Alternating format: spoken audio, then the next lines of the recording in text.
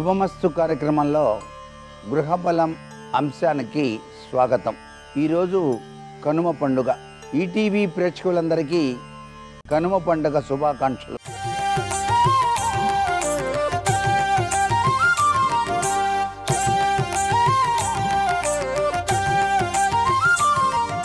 కనుమ పండుగ అనగానే రైతులకు ఎల్లవేళలా సహకరించినటువంటి వ్యవసాయ తత్వరీత్యా భగవంతుడు ప్రసాదించినటువంటి ఆ యొక్క ఆవులు, ఎద్దులు మొదలైన వాటిని చక్కగా ఈరోజు కృతజ్ఞత తెలుపుతూ వాటిని సేవించడంతో పాటుగా అలంకరించి శివానుగ్రహరీత్యా ప్రసాదించబడినటువంటి ఈ యొక్క గోమాతలను, ఎద్దులను కూడాను శివాలయం చుట్టూతా తిప్పుకొని ఇంటి దగ్గరకు తీసుకువచ్చేటువంటి సాంప్రదాయ లక్షణం.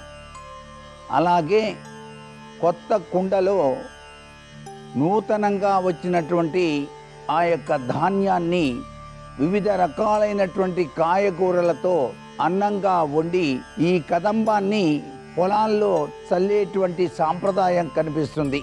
అంతేకాకుండా ఈ రోజున గోసేవ చేయటం అనేటువంటిది ప్రతి ఒక్కరికి కూడాను చాలా విశిష్టవంతమైన ప్రభావాన్ని ఇస్తుంది. గోవు మాతాతత్వం చాలా చక్కగా కనిపిస్తుంది.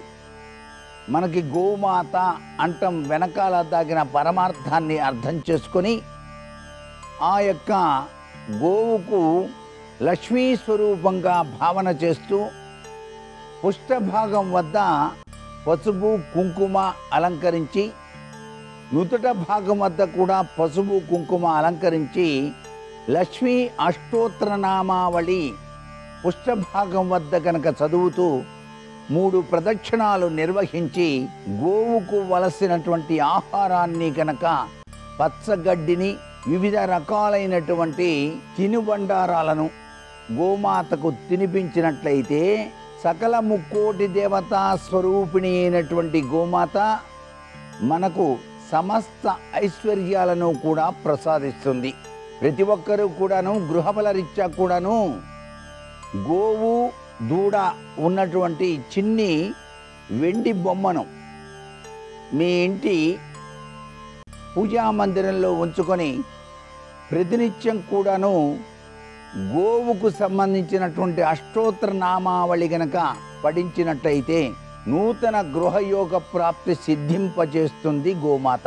అందుకనే నూతన గృహం కావలసినటువంటి వాళ్ళు సురభ్యై నమః అనేటువంటి మంత్రాన్ని అనునిత్యం కూడాను పఠించటం వల్ల కూడాను తప్పనిసరిగా వారి కోరికలు నెరవేరుతాయంటోంది శాస్త్రం. లక్ష్మీదేవి యొక్క అష్టోత్తర శతనామావళిలో కూడాను ఓం సురభ్యై నమః అనేటువంటి పదం ఉంది. ఈ సురభి అనేటువంటిది గోవులకు పెద్దమ్మ లాంటిది. అందుచేత సురభ్యై నమః అనేటువంటి విశేషకరమైనటువంటి మంత్రంతో గో ప్రదక్షిణం చేసి ఎవరైతే గోపూజ ఆచరిస్తారో ఈ కనుమ పండుగ నాడు వారికి తప్పనిసరిగా అభీష్టాలన్నీ కూడాను నెరవేరుతాయి అంటోంది శాస్త్రం. అంతేకాకుండా కనుమ నాడు కాకి కూడా కదలదు అనే సూత్ర ప్రాతిపదిక ఉంది.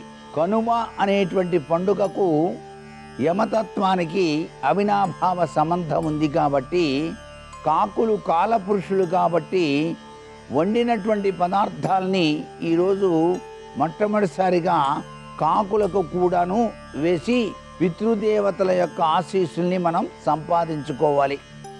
అందుచేత ఈ విధి విధానాన్ని పాటించినట్లయితే సస్యశ్యామలవంతమైనటువంటి విధి విధానంతో జీవన గమనం కొనసాగించడానికి ఆస్కారం ఉంటుంది. కనుమ పండగ నాడు 5 నిమ్మకాయలు తీసుకొని వాటికి మధ్యలో ఎండు మిరపకాయ గుచ్చి మీ సింహద్వారానికి కనుక గట్టిగా ముడివేసి కట్టినట్లయితే నరఘోష, నరప్రభావం నుంచి మనం బయలుపడటానికి ఆస్కారం ఎక్కువగా ఉంటుంది. అట్లాగే పటికను తీసుకొని ఆ పటికకు నల్లదారంతో చుట్టి మీరు ఇంటి ముంగిట ఏర్పరిచినటువంటి గుమ్మడికాయ పైభాగాన గనక ఈ పటికను ఈ రోజున కనుక తగిలించినట్లయితే మీ గృహానికి ఎటువంటి నరఘోష ప్రభావం లేకుండా సజావుగా గృహంలో అందరూ సుఖశాంతులతో జీవితాన్ని గడపడానికి ఆస్కారాన్ని ఇస్తుంది ఈ కనుమ పండుగ అనేటువంటి విధి విధానాన్ని కూడా గృహబల రీత్యా మనం పాటించాలి. మరికొన్ని ముఖ్య విషయాలు రేపటి శుభమస్తు కార్యక్రమంలోని గృహబలంశంలో తెలుసుకుందామా? మరి సర్వే జనా సుఖినో భవంతు.